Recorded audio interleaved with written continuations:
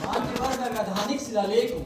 दल बदलू औजार नहीं और दलालों की मंडी का शेर बाजार नहीं। मैं तूफानों से घबराकर झुकने वाला डोर नहीं हूँ, पर डंके की चोट पर कहता हूँ मैं दिल्ली हूँ, लाहौर नहीं हूँ।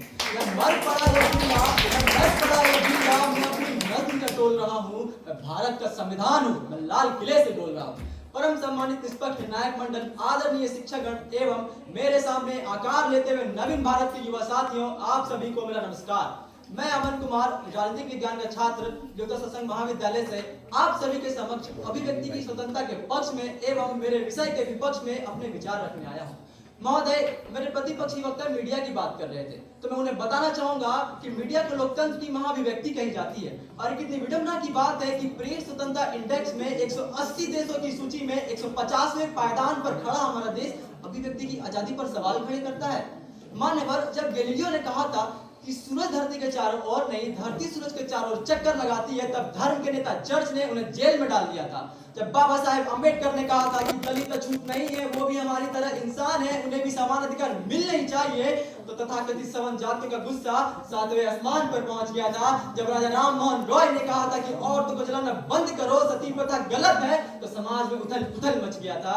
मान्यवर, सांप्रदायिक सौहार्द का ठप्पा लगाकर यदि इन आवाजों को भी उठने से पहले ही रोक दिया जाता, तो आज भी निसंदेह आज भी दलित अछूत कहे जाते। विज्ञान जैसी कोई भी चीज अस्तित्व में नहीं होती।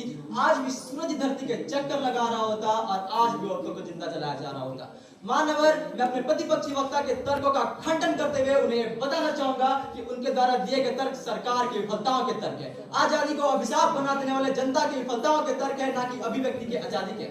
मान्यवर, अभिव्यक्ति की आजादी तो लोकतंत्र की आत्मा होती है। इसी का प्रतीक है कि एक लोकतंत्र में हम सवाल पूछते हैं, हम जवाब मांगते हैं, हम हिसाब मांगते हैं, हम अपना नेता खुद चुनते हैं। मानो की औलादें हमारी तकदीर नहीं लिखती, हम अपने मर्जी के मालिक होते हैं। हम बोल सकते हैं, हमारी उंगलियां उठ सकती है, हमारे मुट्ठियां तन सकते हैं, हमारे हाथ नारों के साथ लहरा सकते हैं, हमारा दिल बेखौफ होकर धड़कता है, हम आंखों में आंखें डालकर बात कर सकते हैं, हमारा सर इनकार में गिर सकता है।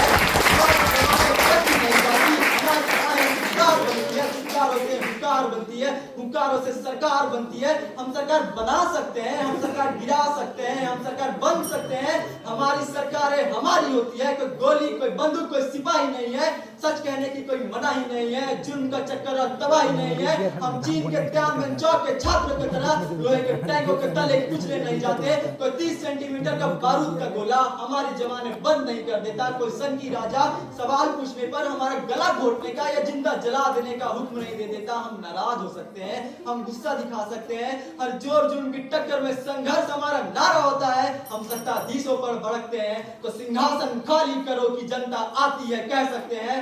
मान्यवर, इसके बावजूद मेरे प्रतिपक्षी वक्ता अभिव्यक्ति की आजादी को सीमित करने की वकालत करते हैं, तो इसे स्पष्ट पता चलता है कि वो लोग तंत्र को नहीं, तानाशाही को बढ़ावा देना चाहते हैं। मान्यवर,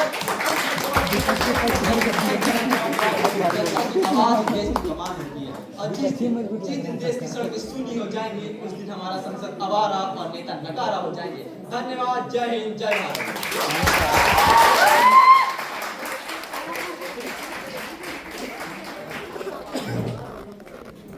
पेयर नंबर 32।